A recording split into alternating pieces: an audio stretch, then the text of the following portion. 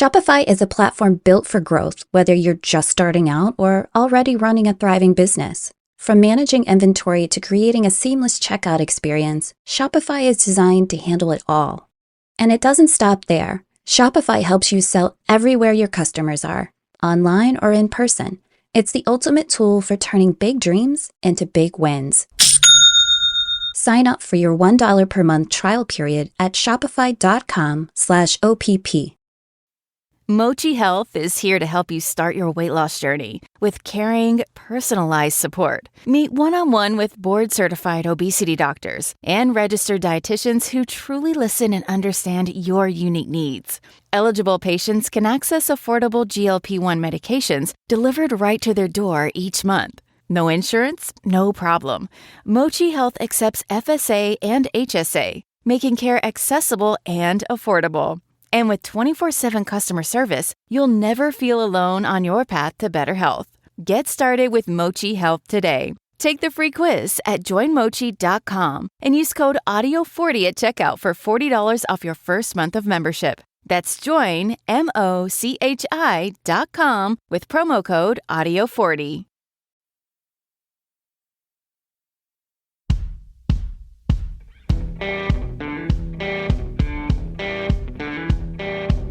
I'm Brett.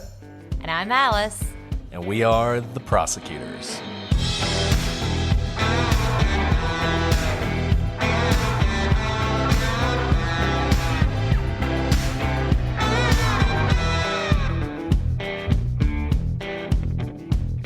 Today on the Prosecutors, a special treat as we interview Sheryl McCollum, the Cold Case Investigative Research Institute.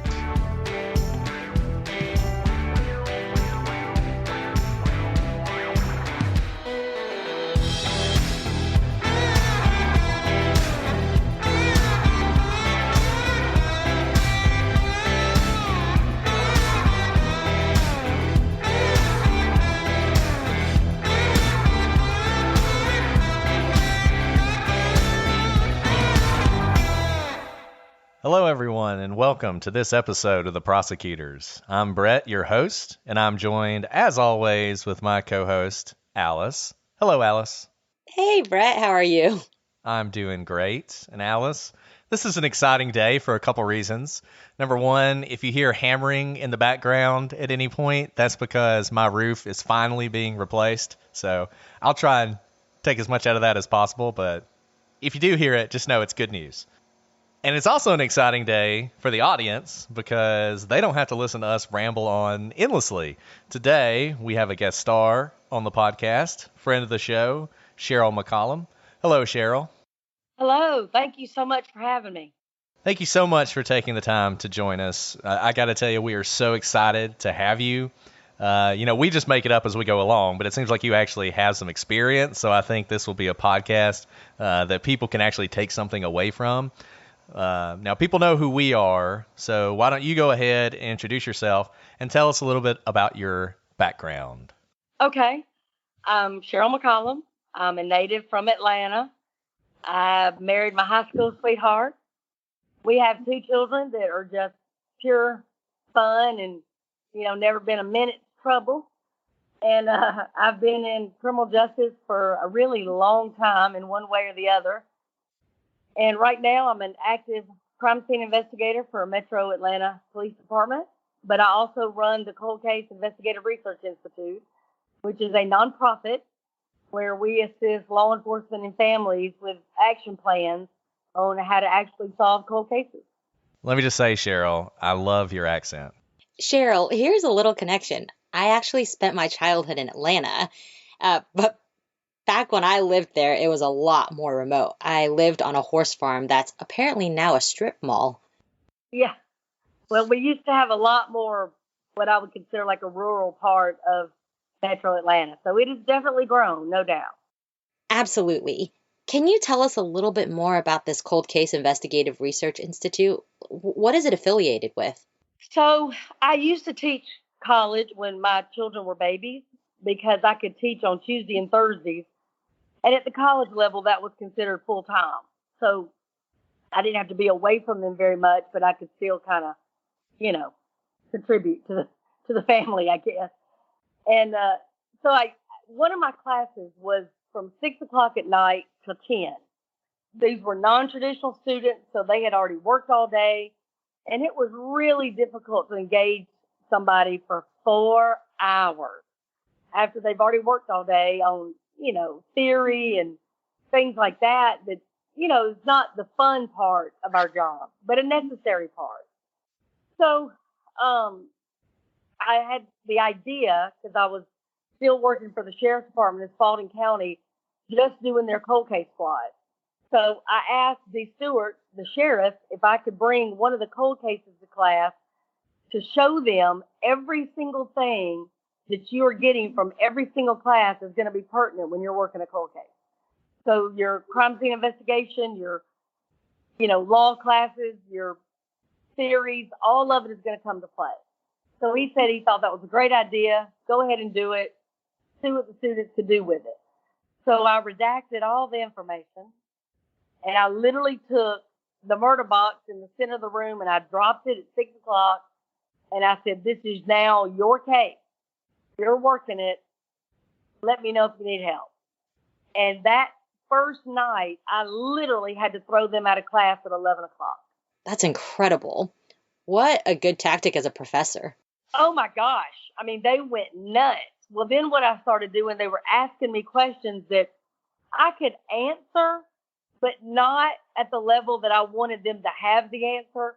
So I would call a buddy of mine and say, hey, you're the blood splatter guy. Will you come and explain this to the class? And then, you're the straight edge weapon expert. Will you come explain this to them?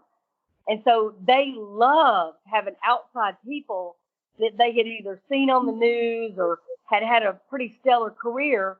Well, then what I began to notice is some of these folks that are seniors now have a person at a department they can make contact with. Well, that's a game changer when you're looking for a job, right? So I'm like, there's a lot of elements to this thing that are all very positive. So I called a buddy of mine that was a professor at Faulkner University, Lou Harris, who's a former FBI profiler, and Linda Wright, who was at Auburn University, Montgomery, and she was in charge of all the training for law enforcement and private security experts. And I said, I think I'm onto something. And if the three of us at three different schools with three different areas of discipline take the same case at the same time, we might just screw up and solve something. So we said, okay, let's do it. So that kind of started what became a bona fide 501c3 nonprofit, because it just matriculated into this very cool community of law professors and other experts that said, yes, we will help. That sounds like the most awesome thing I've ever heard of in my entire life. That makes me want to go back to school. It has gotten to the point, honestly, where we have people like Vince Velasquez and Holly Hughes and Sean LaGrua, Stephen David Lampley. I mean, when I tell you some of the people that have come and helped these students, it would blow your mind. Dr. Eric Hickey, the serial killer expert. Wow. Come multiple times.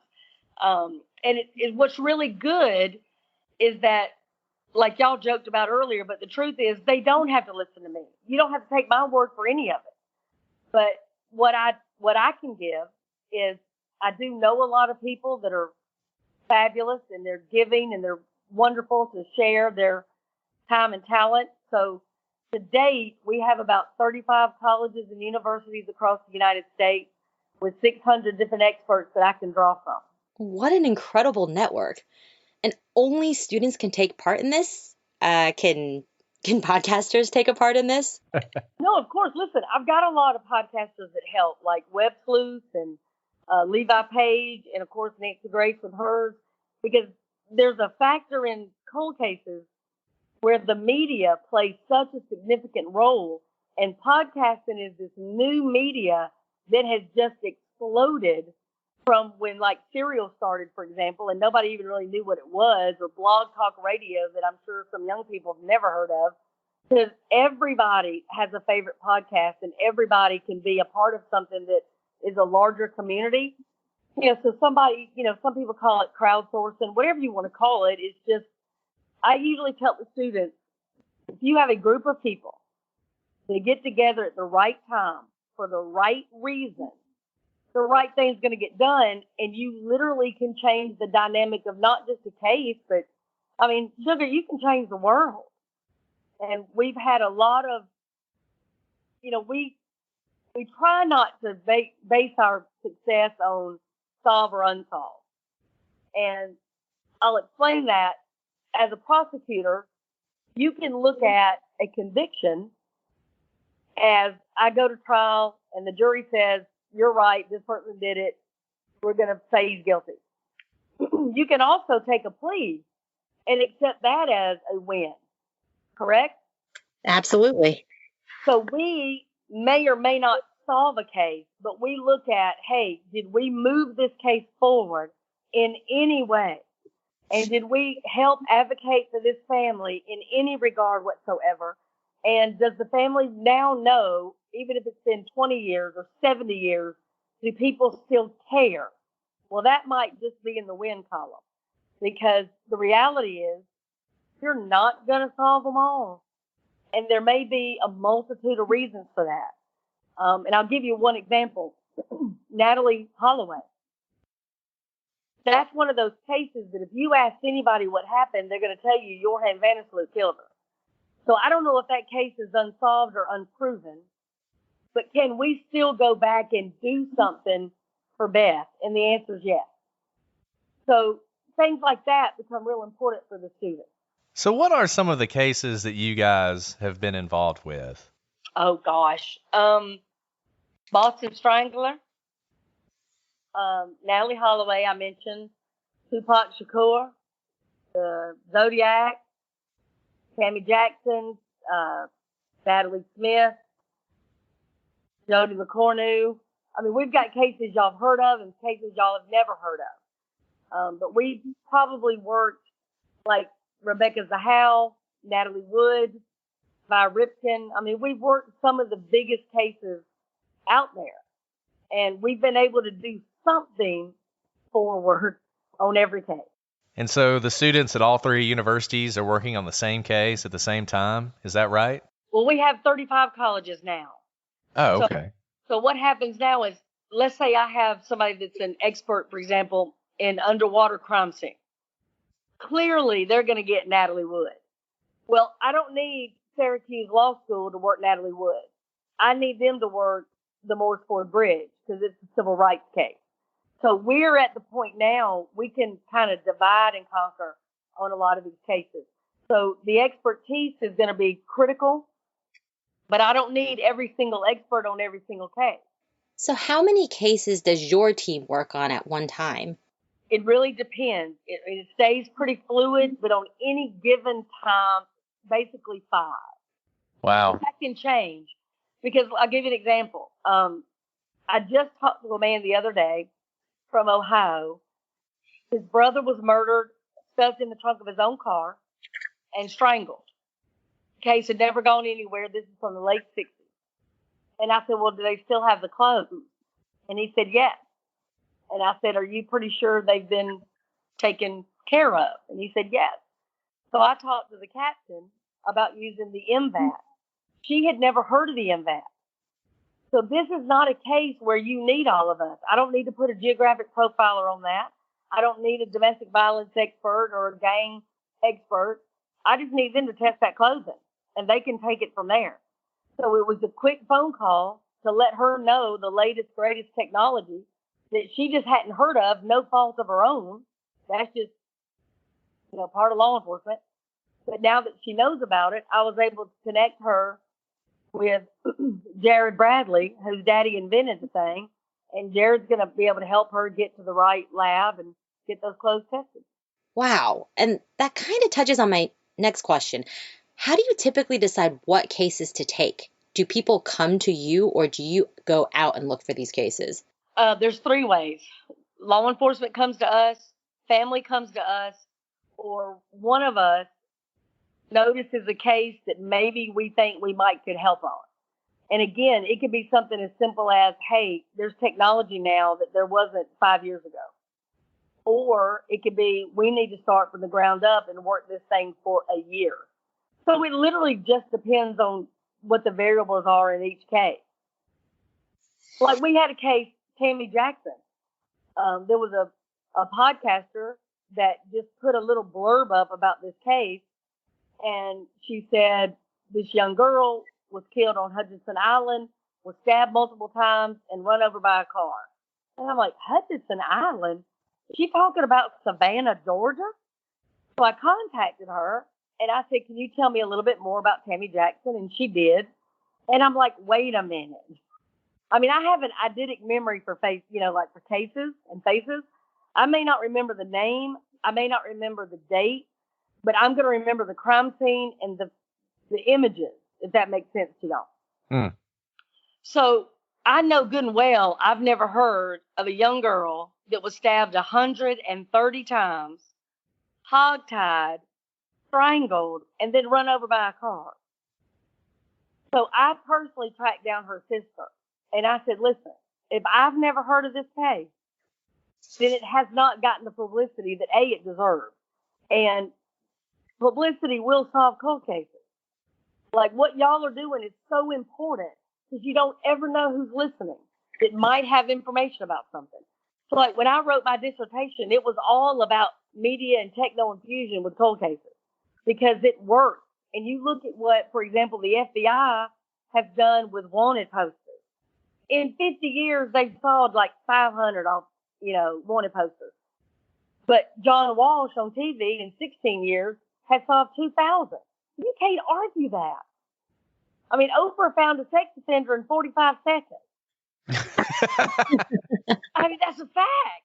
So Yeah. media is so key, and that's the kind of stuff we do. And so Tammy Jackson was one of those cases where I knew we need to put this out there. So I got Lee Egan, who worked for Nancy Grace. We need to start doing stories. And then I got Carl Marino, who played the young Joe Kenda on Homicide Hunter, to come to Atlanta and do a Valentine's Day fundraiser. We call them Wine and Crime, where we literally sit and drink wine and tell stories about these cases.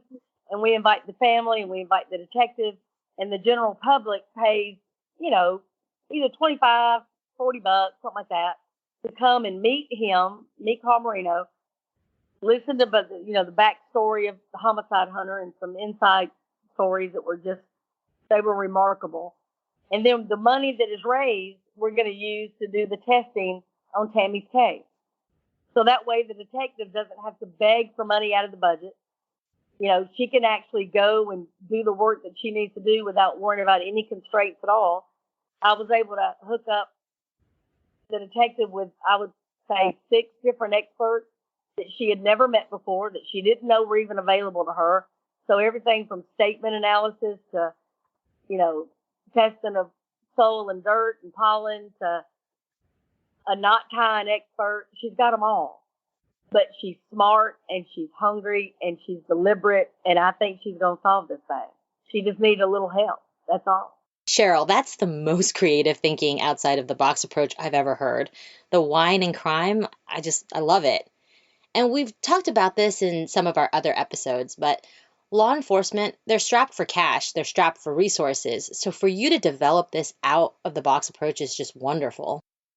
Well, I think it helps that I'm in the field. So, I know what it's like if you want to go to your chief and say, hey, I think I could do something here, but I need $4,000. He can't hear you.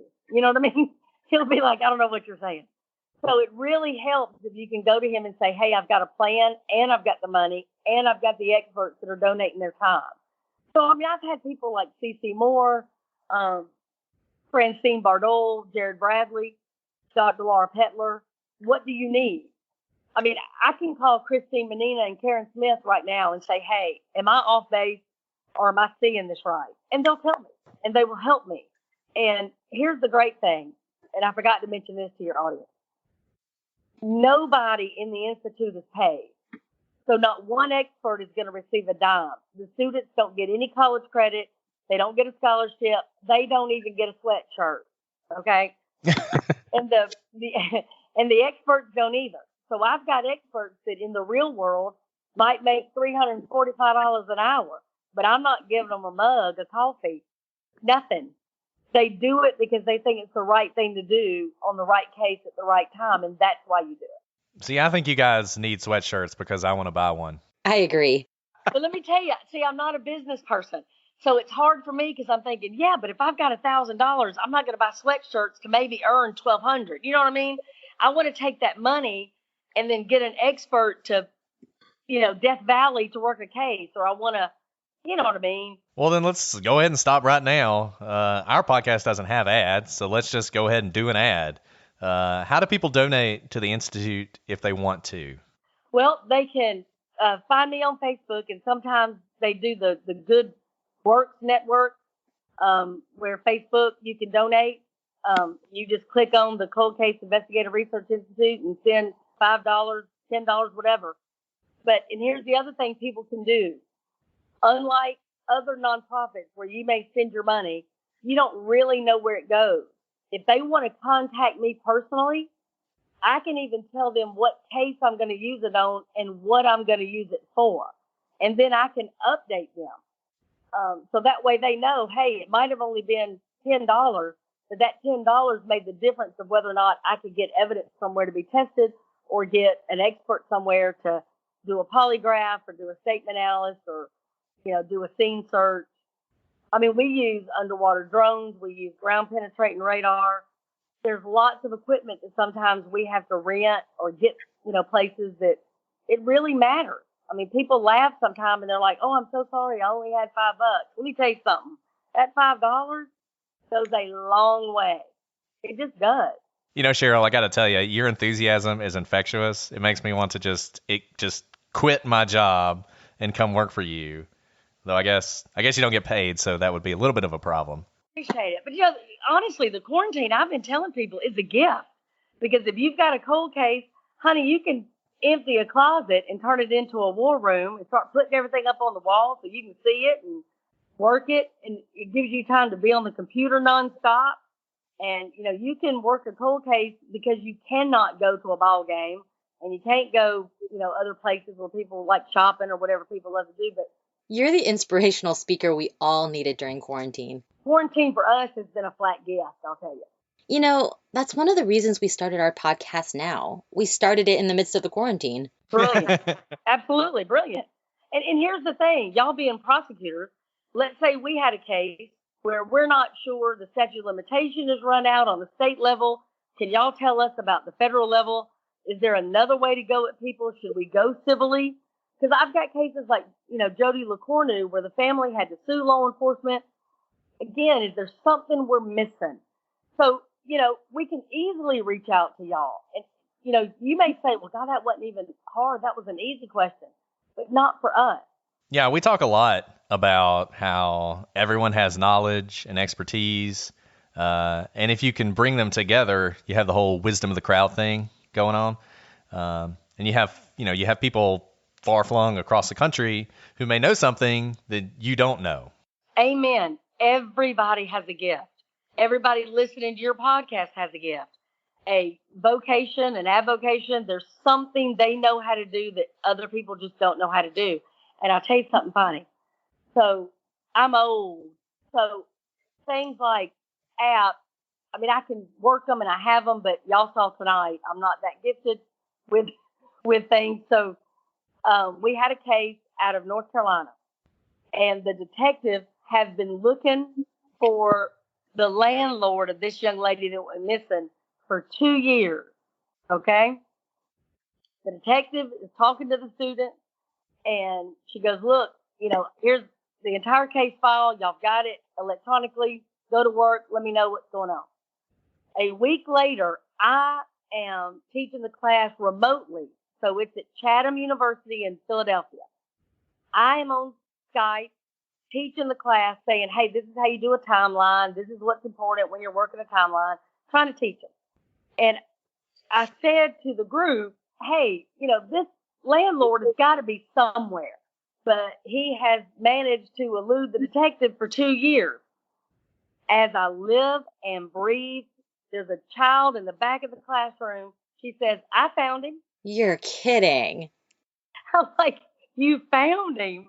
And I went, how did you find him? She said, well, I have an app called stud or dud? And I said, okay. And she said, so let's say you meet somebody at a bar and you want to know whether or not he's married. This app will tell you. So she typed in that man's name, and there was his address right there. Oh, my goodness. So I called the detective, and I said, honey, I have been with my husband since 1979. You have been with your wife about as long. So you and I don't know nothing about stud or dud, but here's the deal. They have found your suspect. That's amazing. So that's the other good thing. You have generationally these different ways of looking at things. And it's really pretty remarkable. Like, I think one of the oldest cases we worked was the Morris Ford Bridge case, which happened in 1946. So for the students, it was just this history lesson that they cannot get anywhere else. And the other thing for your listeners, I forgot to mention, and I apologize, is that whenever it is possible, we go to the crime scene.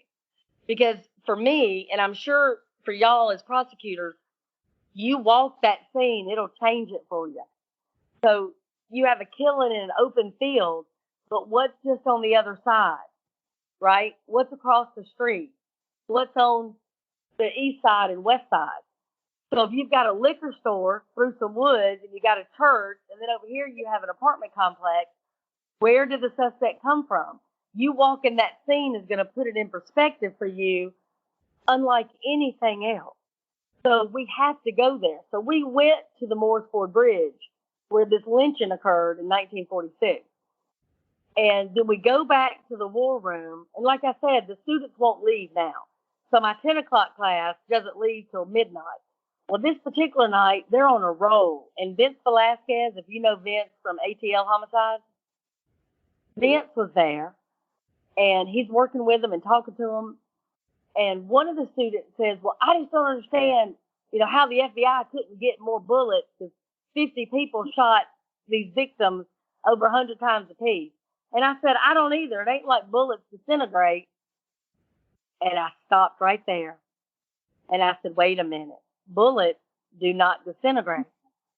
So we're going to go to that field and we're going to excavate it like archaeologists. And I know an archaeologist to call because I had just read an article on this dude who found all this unbelievable stuff that was like 200 years old. So I'm thinking, if you can freaking do that, you can find something that's 73 years old, right? So Right. I called this guy. He's like, yes, I'll help you. And I'll meet y'all out there with my students. And I'm like, groovy. So then I called the man that owned the land because, as y'all know, as prosecutors, you don't need a warrant if they invite you on the property. Right. So I told him, I am certain, sir, that you would want to do anything in your power to help solve this lynching, right? And he went, yeah, I would. I said, well, we're coming if it's all right with you on Saturday. So here comes, 45 of us, and we excavate that land, and we have our first bullet in 45 minutes. By the time we left there, we had 73 bullet fragments or casings, and over a 3-day period of time, we had over 100 bullet fragments, casings, or artifacts that predated 1950. That's just phenomenal. And you're really right. There's absolutely no substitute for going to the scene because you can use all your senses. Amen. Yep. And you know if somebody's lying. Or Right. you know if they're telling the truth. Or you know if they completely missed something the first time. And you also know on the other side if the police are sugarcoating things for you or if they're not seeing all the angles. Yep. It's imperative that you go and you walk it and you understand it, because as much as it might tell you about what happened to the victim in their final moments, it'll tell you a whole lot more about your perpetrator. Right. Because they picked the spot. The victim didn't pick it. They did. Right. So, Cheryl, I think the audience knows this now, but I'm a little obsessed with disappearances for whatever reason. So we recently covered both the Maura Murray and the Brian Schaefer cases, both of which involve mysterious disappearances. They're unsolved to this day.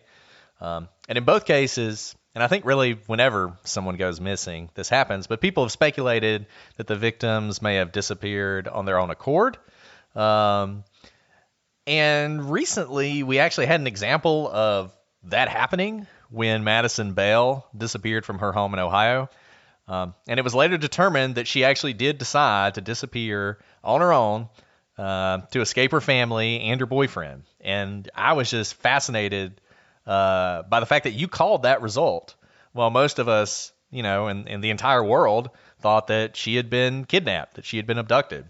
And I just got to ask you, what led you to believe that Madison had disappeared on her own? Okay.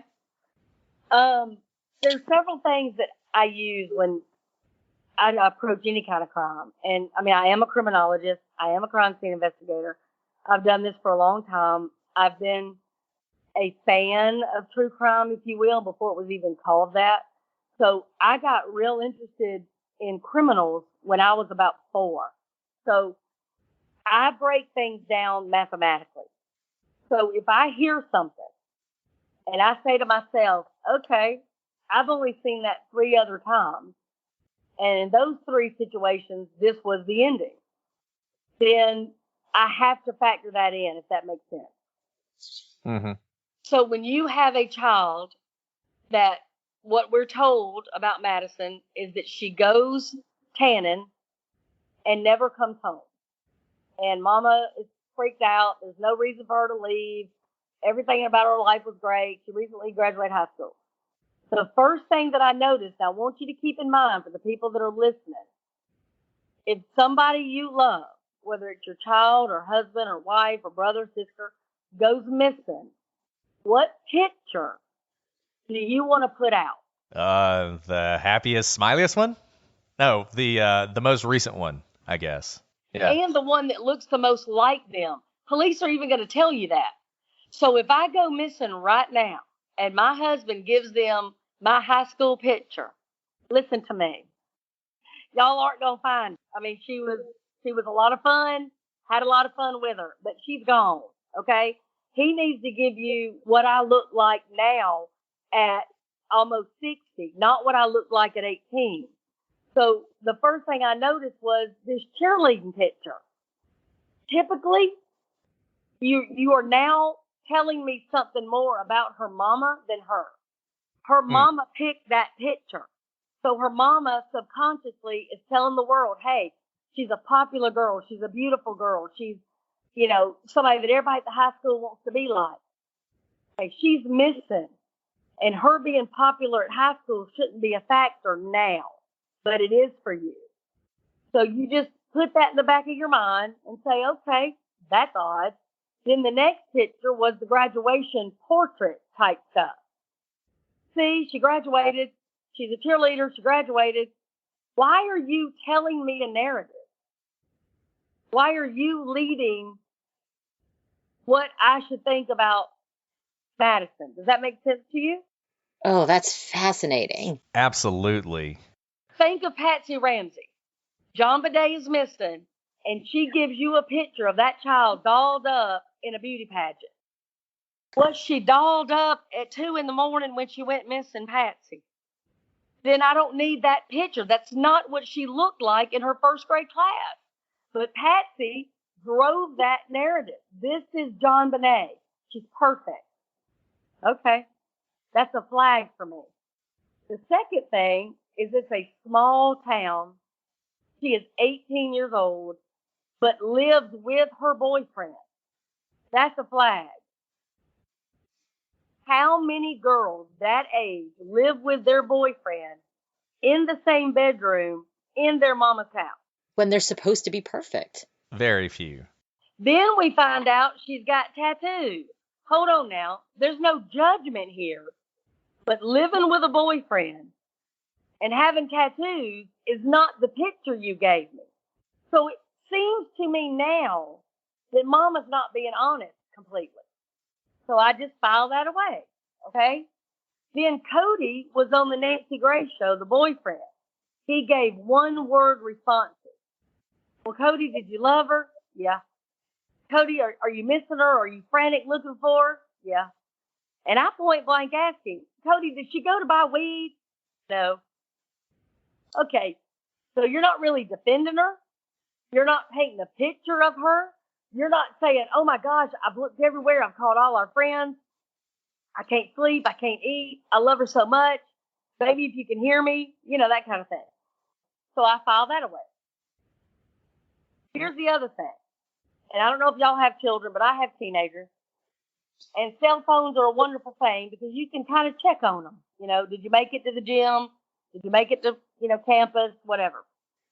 And they can let you know, hey, I'm at Sarah's house, but we're leaving to go to the basketball courts, and then we're coming right back for the night party. They can kind of let you know, right? Mm-hmm. Madison was 10 minutes late. 10 minutes. And her mama was already getting in the car to look for her. I call BS. 10 minutes? We were more than 10 minutes late to this call. In 10 minutes, if I say, hey, I'll be over at 5:30, 5:40 in teenage years is not even late, y'all. I mean, 5 minutes, you might be late getting to the tanning session. 5 minutes, you might stand and talk to a friend. You're not late yet. So Mama called her. She didn't answer. Mama called her. Cody called her. And then they get in the car, and they're looking for her within 10 minutes. So I'm thinking, they know she bounced. They know there's a chance she ran. And all these other things that have already added up for me is now a pretty clear picture. And then I listened to what the witness said. The witness said, after they found her car in the church parking lot, the witness said, yeah, I saw a man standing by his car smoking. That sounds like a man waiting, not a man hunting for a victim. Right. So I don't like it. I don't like it at all so far. The other thing that was critical for me is the sheriff wasn't giving press conferences and updates at all. So I'm one of those people. Why don't the sheriff care? Why isn't the sheriff freaking out about this child that's gone missing in his community that's never happened before? He's never had a child kidnapped. So you would think he would put everything he's got on it. So I think I'm right again. Every day that goes by that he's not on TV pleading for help, begging for somebody to bring her back, telling all of us what he's doing every 5 minutes to try to find her, right? Mm-hmm. So those 7 things are the reason I deduced what I did, that he decided to get gone. Now, did you get a lot of pushback from people when you said that? Yeah, you always get ugly kind of, I call it fan mail. And here's the thing. I tell everybody, even my own children, if I'm wrong, typically it's good news. So if I say I don't believe somebody is alive any longer, or I believe her husband did it, or I believe they took their own life, if I'm wrong, great, fabulous. I want to be wrong. For this mother, I didn't want her to put her mama through this. I didn't want her, this is a heck of a way for Cody to get broke up with. I didn't want that to happen to him. I didn't. It's horrible. But this is a rare case where if I'm wrong, it's going to be worse news, which is rare. So you shouldn't be mad at me. You should be saying, wait a minute, is anything this woman is saying valid? And if it is, go, well, okay, this is valid. If it's not valid, then just politely disagree with me and lay out why you think she was kidnapped. Because there's no ransom note. There's no damage to her car. Nobody ran her off the road. She's parked perfectly in a parking space. And, we had somebody boots on the ground that did a FaceTime with me to show me up and down the road. Because what I kept saying is, who would get her into that parking lot? She's almost at the tanning bed. She stopped just short. So if somebody were to be standing in the middle of the road and waved her into the parking lot, I don't think she would park and see what they wanted. I think she would have pulled all the way through the parking lot and kept going.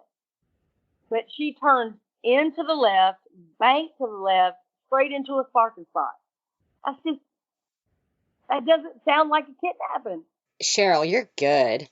I think you just worked us out of a job. I think you should just do every episode of our podcast. Well, I appreciate it. Now you have your own podcast. Is that right? Well, sort of. There's a lady by the name of Karen Greer, and Karen is an anchor for CBS 46 here in Atlanta. She is extraordinary. I adore everything about her. And she came to me a year ago and said, "Hey, I want to really focus on cold cases as a special segment on the local news." I said, "Heck yeah." And she said, "You think you can give me some?" I said, "I can give you 100." So I gave her some that I thought would really be good to, showcase and highlight. And I said, "Listen, I can hook you up with some experts. I can walk you through some things you might want to focus on. Just let me know what you need." And she went, "No, no, no, no, no. You're doing it with me." And I said, "No, sugar, I'm not, but thank you for that." And so she laughed and finally convinced me. So I started doing these segments on the nightly news called CSI Atlanta. And then that matriculated into them having a podcast because some of the segments are 4 minutes on the news, but that's not really the deep dive you want on some of these cases. So yes, sorta, I have a podcast. It's really CBS 46. Well, Sheryl, you can be on our podcast anytime. And I hope you'll let us steal some of your cases. I love the fact that you guys do so many cases that not everybody has heard of. Absolutely. Absolutely. I would be happy to anytime. Just let me know. Really, send any cases our way. Alice, I will do it. I appreciate y'all so much and call anytime. So we mentioned Maura Murray and Brian Schaefer earlier. Are you familiar with either one of those cases? Ironically, when Oxygen decided to do the social media aspect of Maura Murray, I got to host that on social media. So I know Maura's case pretty well. I know her sister Kathleen, and that's one of the great mystery cases of all time because Maura Murray will make you look left and then force you to go right. So just when you think, "Oh my gosh, it's got to be a stranger," well, then you say, "Yeah, but then she sent the email saying she was going to be gone for a week." And then you say, "Well, yeah, somebody else could have sent that email." That's right. But then she's seen on the ATM alone. So it's a great mystery. And, again, I think social media is a great place for it because there's an awful lot of really smart people out there. One is our geographical profiler that's been working on it, just for the family. Did she walk away? Did somebody else pick her up? I mean, it's one of those things that, it's going to take all of us, honestly. Well, do you have a theory? I don't have a theory that needs to be out in the universe because it's not something that I feel confident enough to just lay out. But I will tell you this. Anybody that's going to start it needs to start from ground zero. And they don't need to take advice or theories or conclusions from anyone, and that includes the family.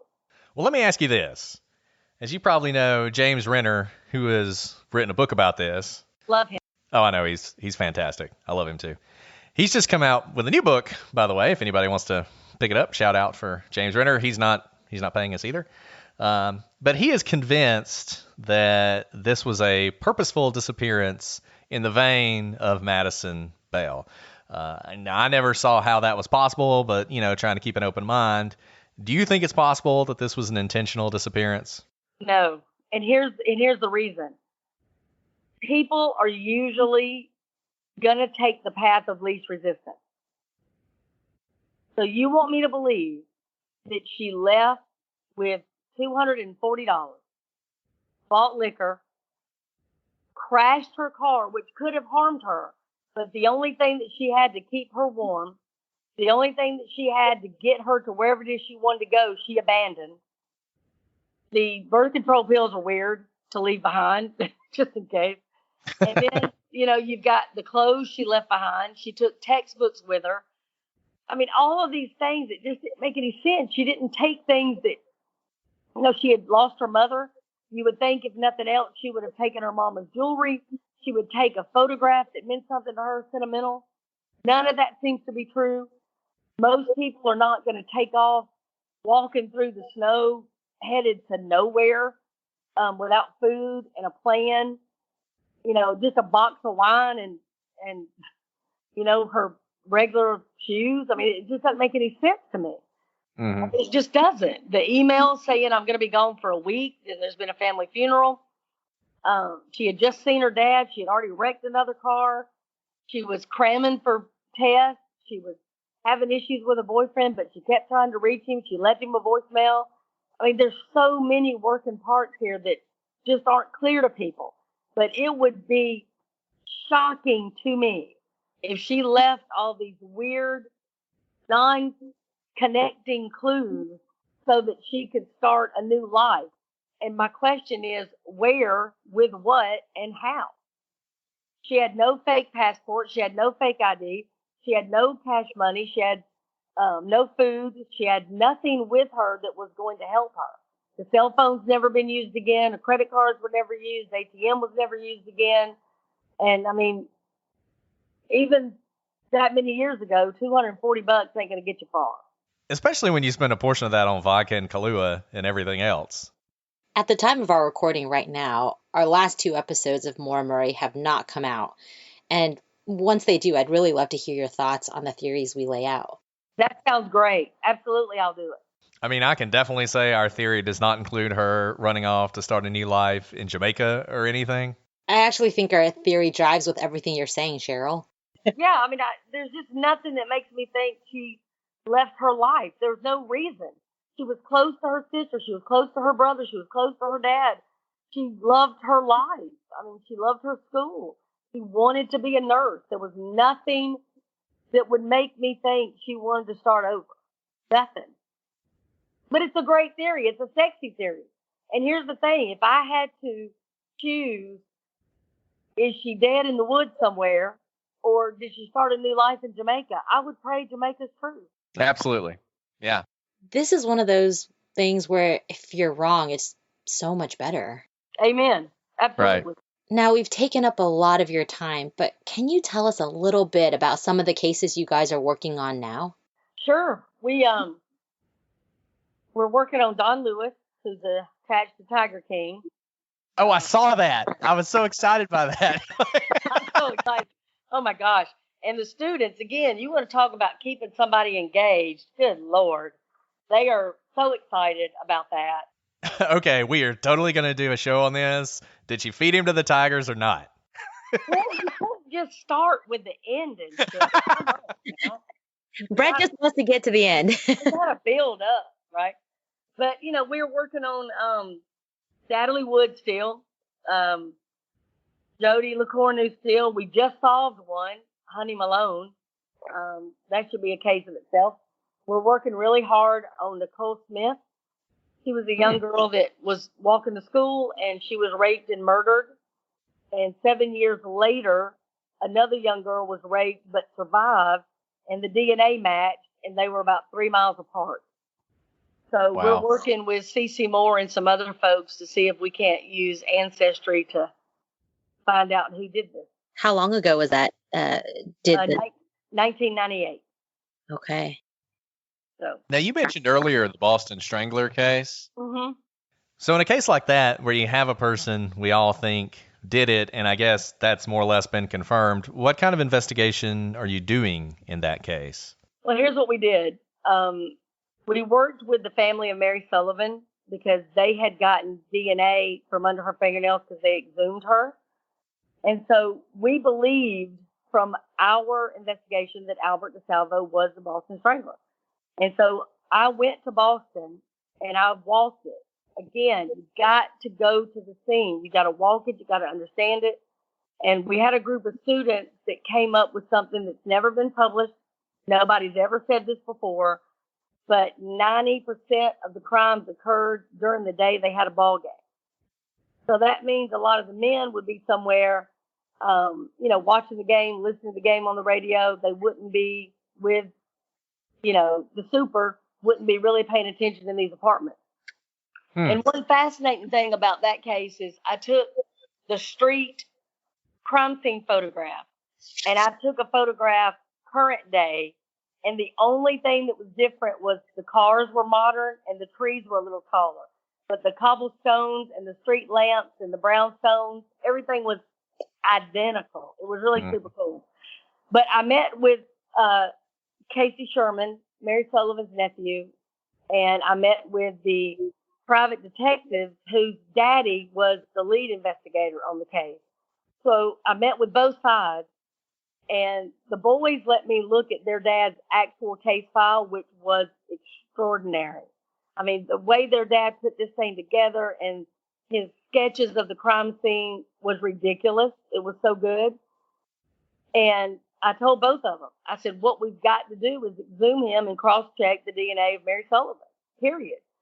So what the police department ended up doing is not our action plan, which was to exhume him and check.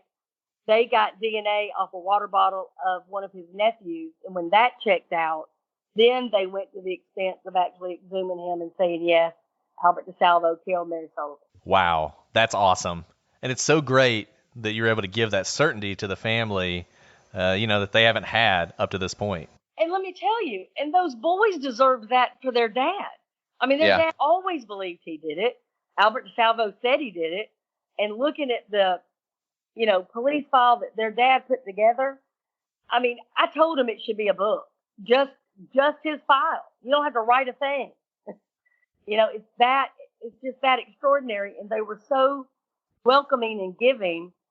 But I'll tell you something that resonates for me and really, again, kind of was not fabulous, but they told me with all the movies that have been done, all the newspapers, all the stories on TV and different media outlets, that I was the only person to come and talk to them about their side. Wow. And you would think, I mean, again, as prosecutors, you got to talk to everybody. You can't just say, well, I've got 2 witnesses, that's enough. If there's 5 witnesses, you got to talk to all 5 of them. Sheryl, this discussion reminds me of a case where I always thought that justice was done, I guess, in the aggregate, but maybe not in all the individual cases, and that's the Atlanta child murders. And I'm curious if given your location, you ever looked into that, and to what extent do you think Wayne Williams is responsible for all the various murders that happened? That seems to be a question that's never been answered. I've never heard of Wayne Williams. Who is that? I believe he is. I'm kidding. Okay. Yeah, you're good. Wow, we've gone off the. I love the way you paused. She was like, can I call her a name? Like, how the heck? Let me tell you what we did. The Institute actually worked that case. So Dr. Eric Hickey, who I mentioned earlier, who's a serial killer expert out in California, actually came to Atlanta, and we got on what I would call a boy band bus. And I took 45 students and 10 experts, and we went to every single body disposal site because it was important to know where the children were taken from. But again, it is more important where the killer chose to dispose of them because that's where he felt comfortable. Again, he selected it. So the Institute, we focused on the girls. So there were 2 females that made the board. So if you accept the fact that Wayne Williams is a homosexual pedophile, then the girls don't fit, right? Right. So we tried to see, was there any connection that the girls had that nobody else had? And is there another female victim that had the same MO and signature? Well, we were able to find one more that never made the board and turn that over to Sheila Ross at the DA's office, cold case squad at the time. And Sheila said, absolutely, these 3 MOs match up and looks like the same guy, but does not look like Wayne Williams. So in regards to him, the reality is that was a very politically charged situation that you can imagine. So any child that was killed during that time made the board, whether or not they fit the MO or not. So they were all put on the board. So every single child on that board, if you were to ask 100 experts, did Wayne Williams kill them all? Very probably not. No. But did he kill enough to be in prison? Yes. Because we have got fibers. Now keep in mind, not just fibers from the carpet in his car, but some of the children had fibers from his car, from his bathroom rug, from his bedspread, and to the carpet in the trunk of his car and his dog. Come on now. I mean, that's solid. And then you look at the fact the killing stopped when he was arrested. You look at the fact that he interjected himself in some of the crime scenes, one by getting his media pass and going to the scene and taking photographs. He had the perfect MO where he was running a recording studio where he put posters up all over Atlanta saying he was looking for the next Jackson 5. Keep in mind, he wasn't looking for the next Supreme. Okay? and that's critical to me. You are literally saying you're looking for little boys. So Right. we can talk about Wayne Williams all night and day. That'll have to be another session. I was about to say, Cheryl, we could just do this all night long on all these cases. I hope this is not the last time we talk. Cheryl, now I see why you have to kick your students out at the end of the night. I'll tell you, they are extraordinary people, and I have been just blessed beyond measure to get to know and love and care about every one of them, because it really is true. And we've got some that are on the brink of having extraordinary careers themselves, some at the federal level, state level, and local level. So I'm proud of all of them. Well, Cheryl, I got to say, you've been so supportive of us since we started doing this, and you've been so flexible about this conversation, and we just really appreciate that.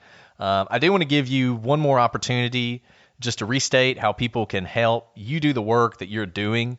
I have no doubt that our audience would be excited to help out with that. Sure. Well, again, you can reach out to me on Facebook or Twitter or Instagram. The Cold Case Institute has 2 Facebook pages and an Instagram page. I have a Facebook page. There's the Good Works Network on Facebook where you can donate. You can contact me and I can give you a physical address if you want to mail a check. And we'll work it out. I mean, I've got people that are so gracious. I have people that are in different professions, and sometimes they say, hey, I've got a whole bunch of notebooks. Could the students use them? Or y'all need a camera? I have one lady that has sent us a drone for our own use, so we don't have to rent them anymore. So there's a lot of just unbelievable people out there, and I say it all the time. And I know right now, especially in Atlanta, there's a lot of people that are hurting, but love wins. And y'all know as prosecutors, one person may murder somebody, but 1,000 people will show up and do something about it. And I just know that. I know there's more good people than bad because I see it every single day. That's the best note to end on, Cheryl. Thank you for being an inspiration to us and the entire true crime community. You know, while we may talk about these cases, you're actually out there doing God's work, and we're so happy to have had this opportunity to talk to you. So thank you so much for what you do. Well, I appreciate it. And I will talk to y'all anytime. Well, let us know if you ever make shirts, because I want a shirt. Done. I will send it myself. Well, like Alice said, thank you so much for being with us tonight, Cheryl. I hope the audience enjoyed this. It's a different thing than what we normally do. But, next week we'll be back with a new case. But until then, I'm Brett. And I'm Alice. We are the prosecutors.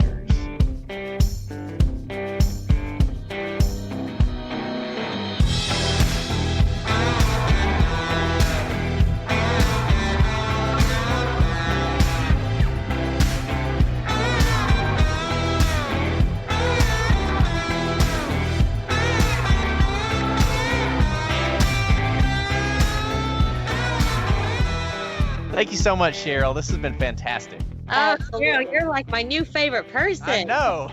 I love you. So good. I'm going to make my children listen to this. But This is great. But Cheryl, truly, I think everything you said about media's role and how, the only way you can solve cases is by bringing attention to it repeatedly is so true. But also, thank you really for what you and these 35 schools do every day. It is truly God's work.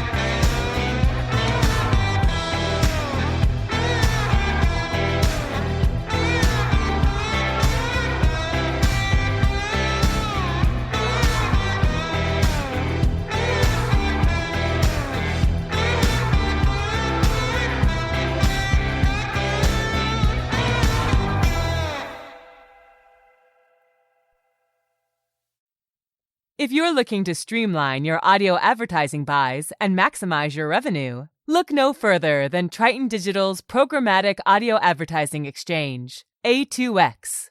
The private exchange consists of only licensed broadcasters and top-tier internet radio publishers, assuring the quality inventory and brand safety you can trust. Visit www.tritondigital.com to learn more.